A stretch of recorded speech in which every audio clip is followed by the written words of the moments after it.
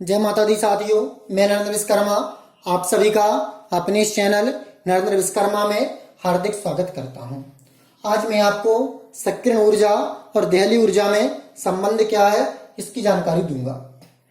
यदि आप इस वीडियो को अंत तक देखते हैं तो इस संबंध को आपको कभी भी लाइफ में याद नहीं करना पड़ेगा, ये मेरा मानना है।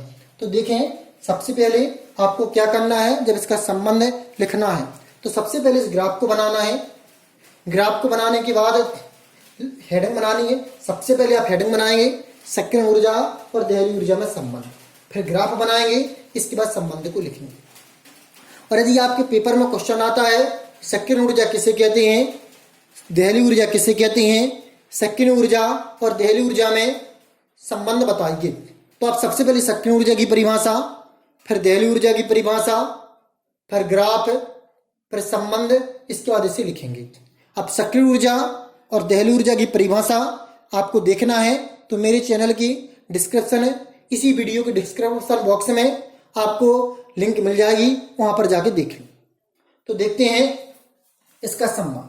तो सक्रिय ऊर्जा और देहली ऊर्जा में परस्पर निकट का संबंध होता है, ये आपको स्टार्टिंग में लिखना है, क्योंकि यदि अणु सक्रिय ऊर्जा प्राप्त नहीं करेगा तो यह देहली ऊर्जा में परिवर्तित नहीं हो सकता। तो हम कह सकते हैं कि सक्रिय ऊर्जा और देहली ऊर्जा में परस्पर निकट का संबंध है। अणु सबसे पहले क्या करता है, ऊर्जा ग्रहण करता है और सक्रिय ऊर्जा प्राप्त करता है। और जब अणु सक्रिय ऊर्जा ग्रहण प्राप्त कर लेता है तो वह क्या करता है, फिर इसके बाद सक्रिय ऊर्जा प्राप्त करने के बाद वह ऊर्जा अवरोध को पार करता है, अर्थात सक्रिय ऊर्जा प्राप्त करता है तो किसमें बदल जाता है, देहली ऊर्जा। और देहली ऊर्जा में बदलने के बाद वह ऊर्जा अवरोध को पार कर जाता है और क्रियाफल या उत्पाद बन जाता है। एक बार और देखें, सक्रिय ऊर्जा और देहली ऊर्जा में परस्पर निकट का संबंध है। अणु सर्वप्रथम सक्रिय ऊर्जा प्राप्त करता है, इसके बाद सक्रिय ऊर्जा प्राप्त करने के बाद वह देहली ऊर्जा में परिवर्तित हो जाता है, और जब उसे देहली ऊर्जा प्राप्त हो जाती है तो वह ऊर्जा अवरोध को पार कर जाता है और क्रियाफल या उत्पाद में परिवर्तित हो जाता है। अतः निम्न संबंध होता है। कैसा संबंध होता है, देहली ऊर्जा बराबर सक्रिय ऊर्जा धन न्यूनतम ऊर्जा। इस संबंध में ही आपको सूत्र लिखना है। इस लाइन को और इस लाइन को जोड़ देंगे तो पूरी लाइन बनेगी। तो देहली ऊर्जा बराबर सक्रिय ऊर्जा धन न्यूनतम ऊर्जा। न्यूनतम ऊर्जा को अद्य ऊर्जा भी कहते हैं।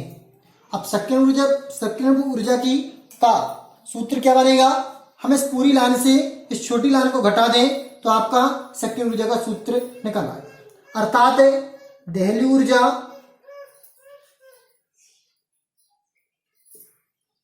माइनस न्यूनतम ऊर्जा। न्यूनतम ऊर्जा को अद्य ऊर्जा भी कहते हैं।